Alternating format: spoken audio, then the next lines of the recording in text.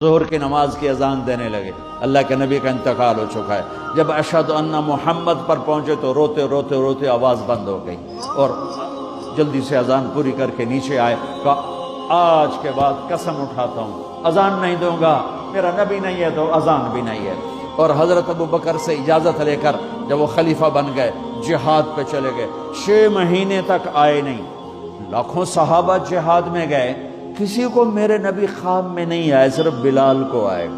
بلال یہ کیا بے وفائی، ہم سے ملنا ہی چھوڑ دیا، ہمارے پاس آنا ہی چھوڑ دیا۔ آنکھ کھلی تو ان کو یوں لگا جیسے اللہ کے نبی زندہ بلا رہے ہیں، یا رسول اللہ میں آ گیا، یا رسول اللہ میں آ گیا۔ اور اسی وقت اونٹنی کو بھگایا۔ 21 دن کا سفر 7 دن میں کیا، 7 دن صرف نماز اور پیشاب کے لیے اترتے تھے اور بھگاتے بھگاتے بھگاتے 8ویں دن جب مدینے میں پہنچے تو آتے شور مچایا، یا رسول اللہ میں آ گیا، یا رسول اللہ میں آ گیا۔ ان کے ذہن سے نکل گیا کہ آپ تو دنیا سے جا چکے ہیں۔ جب مسجد کے قریب پہنچے تو پھر تڑپ اٹھے اور چیخنے لگے کہ آپ تو ہیں ہی نہیں۔ پھر گئے سیدھے قبر پہ جا کے یوں قبر کو لپٹ گئے، یا رسول اللہ میں تو آ گیا ہوں، آپ کہاں ہیں؟ یا رسول اللہ میں تو آ گیا ہوں، آپ کہاں ہیں؟ یا رسول اللہ میں تو آ گیا ہوں، آپ کہاں ہیں؟ بے قراری میں روئے جا رہے ہیں، میں تو آ گیا ہوں، آپ کہاں ہیں؟ میں تو آ گیا ہوں، آپ کہاں ہیں؟ ہے نماز کا وقت داخل ہو گیا۔ کون سی نماز تھی اللہ ہی جانتا ہے، اور سب کو پتا تھا بلال نے قسم کھائی ہے کہ اذان نہیں دیں گے، لہذا کسی کو جرت نہیں ہو رہی کہ بلال سے کہیں آج اذان بلالی سنا دے۔ تو چند صحابہ کو خیال آیا کہ نبی کے نواسوں کو سفارشی بناتے ہیں، حسنین۔ آپ نے فرمایا میری آنکھوں کی ٹھنڈک حسن اور حسین، میرے جنت کے پھول حسن اور حسین۔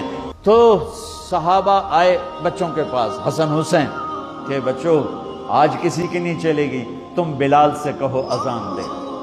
تو یہ دونوں ننھے منھے بھائی، حسن 7 سال کے، حسین 6 سال کے، 10 مہینے کا فرق تھا دونوں بھائیوں میں۔ چچا ایک درخواست کہ میرے ماں باپ آپ پہ قربان، آپ درخواست کیوں کہہ رہے ہیں؟ آپ امر کریں، آپ حکم کریں۔ کہنے لگے جیسے آپ ہمارے نانا کے لیے اذان دیتے تھے آج ہمارے لیے دے دو۔ تو ایک دم وہ رونے لگے بلال، کہا ہے میرے بچوں، میں نے قسم اٹھائی تھی کہ میں اللہ کے نبی کے بعد کبھی اذان نہیں دوں گا، لیکن تم پہ تو ہزاروں قسمیں قربان ہیں، میں اپنی قسم توڑتا ہوں اور اذان دیتا ہوں۔ جب وہ چڑھنے لگے اس بی بی کے گھر، قریب ایک انصاری عورت کا گھر تھا جس کی چھت پہ چڑھ کے اذان دیا کرتے تھے، تو سانس رک گئے سب کے، آنکھیں پھٹ گئیں، اور وہ یوں منظر دیکھ رہے کہ آج بلال تو ہے، محمد مصطفیٰ نہیں ہے۔ آج اذان بلالی تو ہوگی لیکن محمد مصطفیٰ کی جھلک نہ ہوگی۔ جب انہوں نے کانوں میں انگلیاں،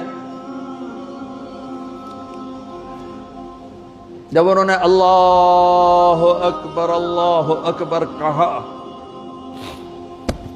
تو مدینے میں گھر گھر ماتم بچھ گیا، عورتیں بھی چیختی ہوئی گھروں سے باہر نکل آئیں، سارے مدینے کی گلیوں میں چیخ و پکار مچ گئی، اور یوں سب کو لگا جیسے محمد مصطفیٰ زندہ ہیں اور ان کا زمانہ ہے، لیکن آپ تو جا چکے تھے۔ یہ بلال کو جو رتبہ میرے رب نے دیا، یہ غلامی مصطفیٰ کی وجہ سے دیا۔